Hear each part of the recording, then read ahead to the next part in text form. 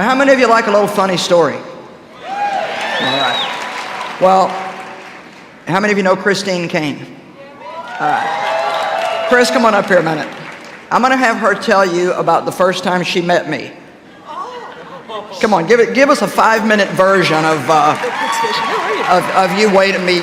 You know, you're going to drive me and all this stuff. Okay, how you doing? I'm from Australia, and Joyce came down to do a faith conference at our church, and I was a youth leader.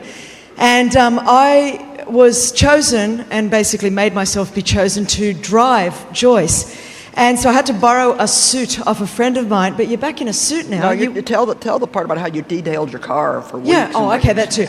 Because I had been, okay, well, you told me quick version. All right, it's a chick version now. We go a bit longer. You can say all that. I had been believing for 1 week that I was going to drive her, and everyone's saying, no, she doesn't want a driver. And I said, no, I'm going to drive her. So I was a youth leader, no money, but I would pay. I saved up for weeks before that, and I would pay every day to have my car detailed inside and out in the hope and expectation that I would be driving Joyce. So the night before, I get a phone call, and they said, guess what? And I said, I'm driving Joyce Meyer. And they said, yes. So I borrowed a suit off a friend of mine, and I had to pick her up at 8 o'clock in the morning. And so I went at, I think it was 5:30 in the morning, because I didn't want to be late. And so, no joke, I found out what room she was in, and I was a stalker, so I went 3 rooms up.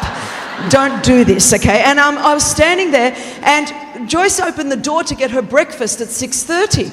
And she looks at the hall, and there's this woman in a suit just standing, and I look the other way, pretending, okay? So then about half an hour later, she opens the door to push the tray back out.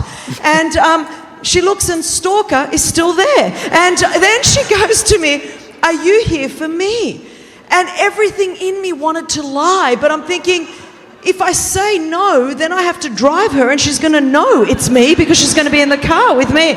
And so I looked at her and I went, yeah, I didn't want to be late. And so she said to me, why don't you come in? And then I'm having a heart attack because I'm a youth leader, and this is like Joyce Meyer, so my heart's beating, and then I'm thinking, my senior pastor's going to kill me. My senior pastor's going to kill me. That's all I could think. And she opens I'll never forget this. This is the moment. She opens the closet, and back then it was St. John Bling. And so she opened the door and she goes, Christine, look at my jackets. The more it sparkles, the more I like it. And that was it. I love you. I love you more. When we met Christine on that first occasion, we started supporting her ministry, and we've been supporting her ever since. How many years, Chris? 15. 15 years. Her and Nick have a wonderful ministry around the world, and they're involved in delivering victims of sex trafficking, and we partner together in Europe, and we're doing a lot of things together over there. So I just think it's funny how she was so determined that she was going to drive me, and it was a divine connection for her and for me, but she was going to make sure that everything was done excellently.